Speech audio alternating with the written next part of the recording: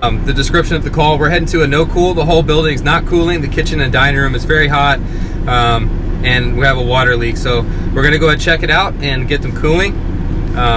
It's our VIP customer, so we're gonna go ahead and take care of them, man. Hope you guys enjoy the ride.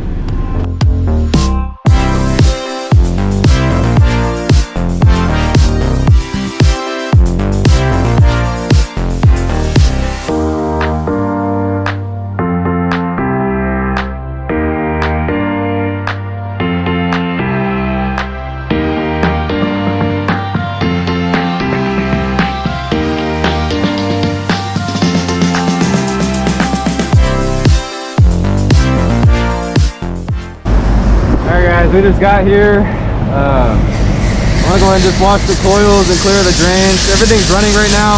Gonna check the pressures, see how everything's looking. We got a pretty high temperature difference on this unit, and this looks pretty ugly, dude. We got sweaty suction lines. A little sweaty. Pressures don't look like they're flooding back. Normally you'll see sweat on the body of the compressor. It's flooding back. The old Prodigy board. This one here, if you want to put this, if you need to put this one in test mode, what you're going to need to do is put it, move over the dip switch on shift and put it on unit test, and then from there you can test all of your circuits with that button there. So you'll have you'll shift, unit test, and this display will light up, and then it'll ask for C1, C2, C3, C4. That's our compressors, our cooling circuits, our cooling stages. You can test them individually. You can test them all at once. You can test just the blower, etc. Man, you can do that all from shift, unit shift, unit test, and then the toggle here. Let's go ahead and hook up though and see how our refrigerant circuit looks.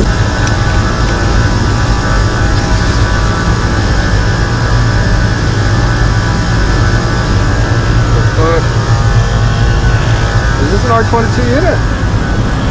It's old enough. It looks like, anyways. This tag is worn the fuck off. See what kind of. We got mineral oil. It's gonna be R22. R22 uses mineral oil. You're not gonna see that with a 14A unit.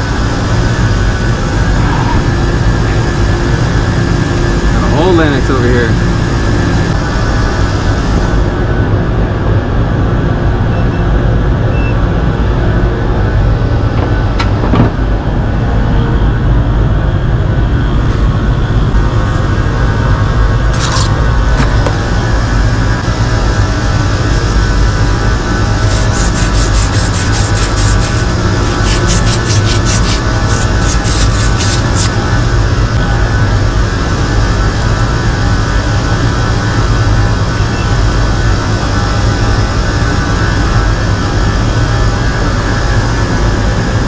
R22, we got a 21.8 degrees superheat, 15 degrees of subcooling. We got a 45 degree saturation, which is really surprising. We got a 91 degree return air.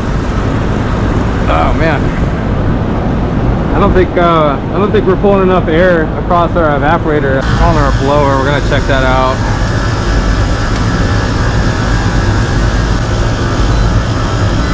Go 204,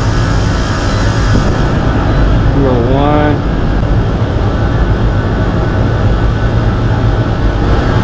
8.23, 8.28,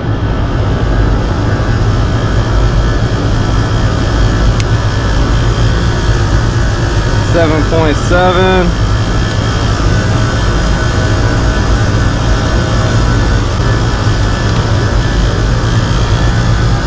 7.4. Sometimes we should be pulling a lot more amps than that. And I can't see it over there. So down she goes. Oh, fantastic. Okay. TXVs.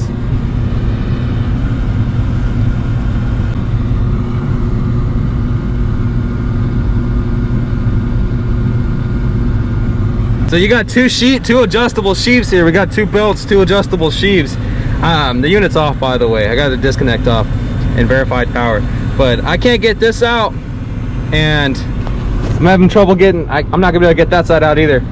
I just want to I want everybody to see the condition of the blower wheel. This is also going to cause us to have very poor airflow, and them scoops are basically filled with shit. I'm gonna clean them out while I'm here. We got 2 fans back here. I know it's pretty hard to see, but we need to get those clean.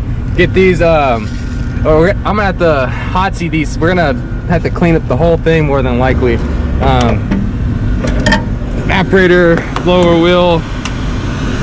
Need to have time to shut down the unit to do all this. This is their kitchen right now. I'm probably messing up by turning that off, but I needed to take a peek in order to figure out what's going on. You know, got an old R22 unit. Look at that. Got massive Delta T. Not moving enough, hardly enough air. We got a 90-degree return right now with a 50 supply. That's insane, guys.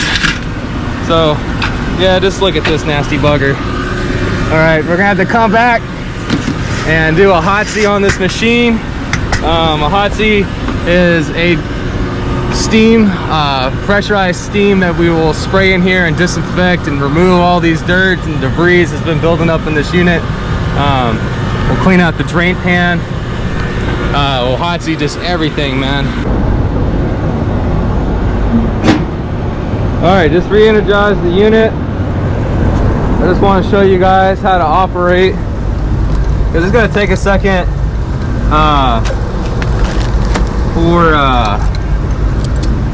for that thermostat to energize everything, so might as well fill you in on this. So you're going to put it over to shift, unit test, right?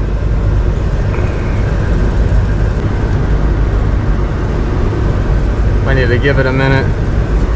Let me cycle it and try that again. All right, so yeah, shift, unit test. It's been a little while since I've done this. Turn it back on.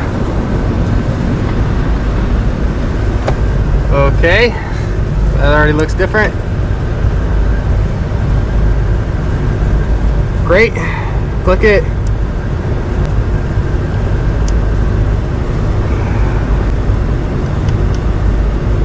Looks like Tesmo is working on here.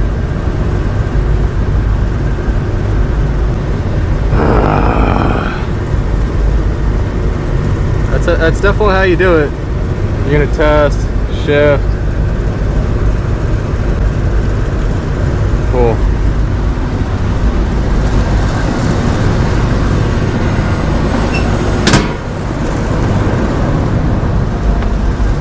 All right, so I waited and I came back and the board's showing 49 code. Over here it's showing no 24 VAC relay power and A59 C2 port TB 351 or 35-1 input, right? Already I see a trip breaker right there on our transformer. That's T18. Let's go ahead, shut down power. I just want to see if it does it again. I'm not sure why it tripped. Close it. Try it one more time.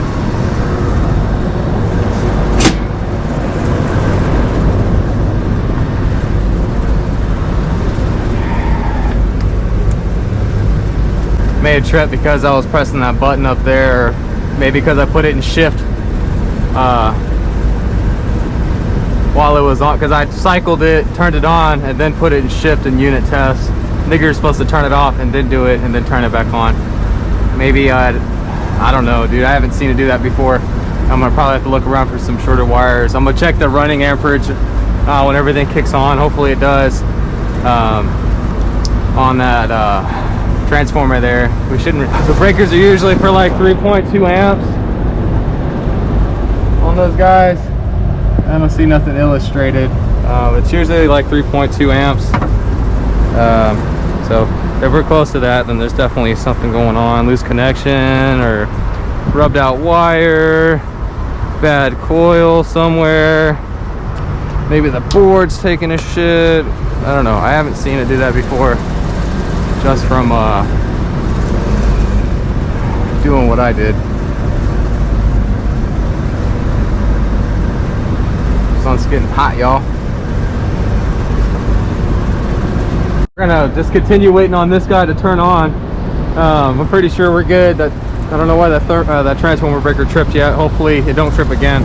We'll have to dive into it further. But right now on the dining room unit, I got 80 in the supply and 82 in the return. So we don't got any compressors running right now. Are they in here? Okay. They are running. That's not cold at all. That guy's sweating. This compressor isn't running.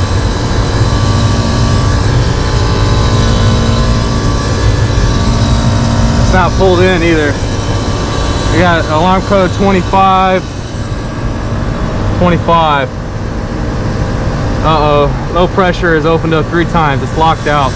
Low pressure lockout. Dining room, circuit 2. Okay. Low pressure lockouts are fun. Let's see what's popping. Blue.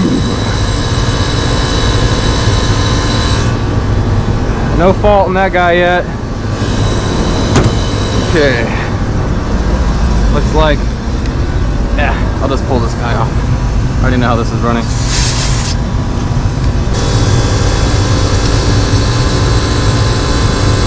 So this is for our, it says transformer contactor, so it's to power our loads. So we got one for our contactors, one for the control, right? And one for our contactors that have been tripping. Wait for it to cut on. Pretty sure I heard it stage up to at least stage 2 before it shut down. So it might be that stage 3 contactor. For any of the contactors. Just have to wait for it to come on, see what it does. 2.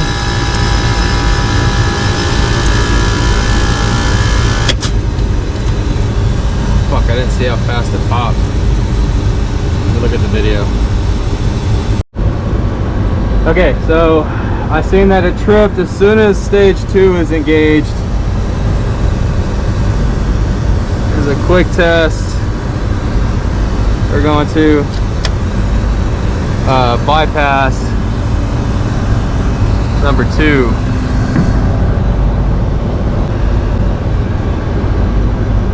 Alright, let's bypass number 2 and see if we can get stage 3 to come on.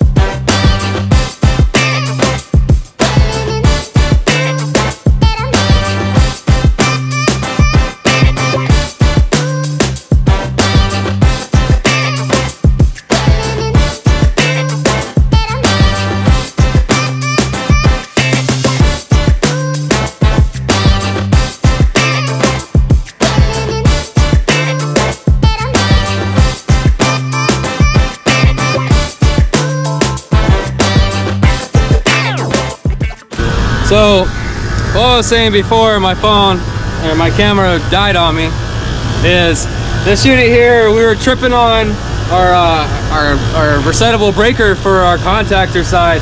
You got a control transformer, which is for the board, and you got a transformer for the contactors. It's too much load for one transformer to do the board and the contactor, so you get two. I checked all my contactors, all my relays, nothing, man. All of them were good. I bypassed all of them one at a time. It still was tripping, man. I was starting to think it was the board, but we did more investigation on the low voltage. You know, everything that's involved in the low voltage can trip it. It's contactors, coils, the safeties, rub outs, anything, man. Anything in that low voltage circuit, the thermostat, I checked that too. Turns out there was on the high limit switch that's mounted to the blower, to one of them anyways, there's two of them in there. It had been bypassed, and I don't know who did it, but someone had bypassed the switch, put some bunny ears on it, and just left it on top of the blower housing. They didn't wrap electrical tape or anything. It's pretty dirty in there, so it wasn't tripping immediately. Just as soon as I guess the blower would kick on or what have you. I found that, wrapped it up, and we've been running for about an hour or two. Over here with this unit, we had a 8-degree difference on the filter dryer, and I was pretty sure that it was just going to be a clogged filter dryer. I went ahead and recovered the charge. This unit holds 10 pounds of R22 on circuit 2. Oh, excuse me, it holds 14 pounds. Anyways, I pulled 3 pounds out. That's no bueno. So the filter dryer was part of the problem, but our main issue is the leak that's happening in here. This is my circuit 2 side of the condenser. This side right here, back side is circuit 2, front side circuit 1. This is my discharge line from my compressor 2. All right, so you see how, ooh, that spider right there. The fuck are you climbing on me? Oh my God. All right, get out of here, little spider. All right, so this is our discharge line. As you can see, only goes to the back coil. Backside, stage 2. Discharge stage 1 only goes to the front. Okay, so we got this mega leak that's right here in the center of the coil. It goes up about that far. It's in a place right now where I don't really want to make the repair there. I'm gonna need help. We're gonna have to pull the whole lid off. And I can't do that by myself today. So I'm gonna recommend to replace this coil. I already spoke to the customer. They just want me to go ahead and charge it up. So what I'm gonna do is I'm gonna replace that filter dryer. I'm gonna pull a vacuum the best I can, and then well, I already did the pressure test. I found the leak, but I'll test my welds on my filter dryer, but pull the vacuum best I can and get her charged up until they can get a new coil in. Hopefully there's no other issues, but right now we got that guy running, full building, no cool at arrival. We're gonna get him back up before we leave today.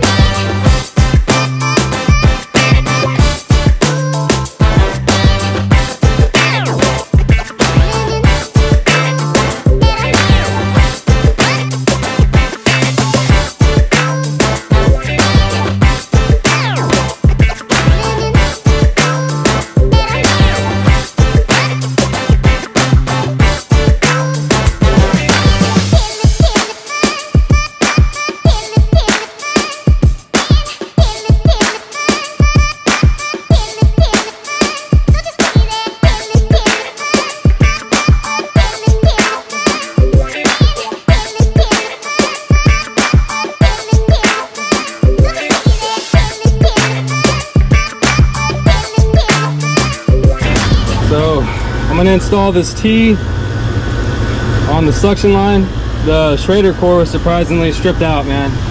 When I was pulling it out, it wouldn't come out until I had no pressure into it, and then I was able.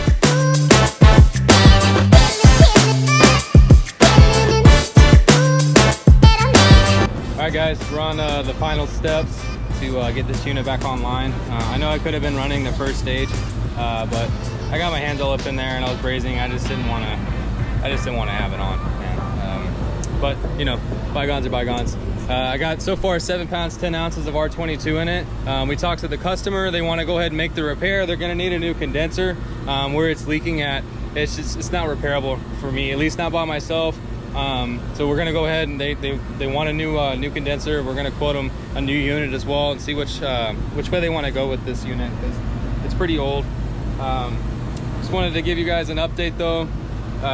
The vacuum I got to pull down to 500 microns, so it must be several small leaks across the condenser on that middle blade that we were looking at. But it didn't hold. You know, it's not holding. So I pulled it down as low as I could go. I got it to 500, but I pulled it down to 200 microns. That's just with my pump. Like I usually use, the way I have my stuff set up is I have on my suction, I had to put a T because the dang core in here, someone had stripped it out fucking gnarly as hell. I couldn't even get the core out until after the charge was out. So I put a T. Anyway, suction line. So I put one on the suction line, one in the liquid, and then I have a third for my micrometer. Whenever I'm checking up on it, I just close my high side and let it rise and see where it's at. It's basically just pulling from one side, you know. We just give it time to let it rise. Once it stops, that's where it's at, you know. But this situation, I know there's a leak, so this customer needs cooling. We're at a restaurant, you know, so it's approved. It's R22, big money, but they need cooling, so that's what we're gonna do for them.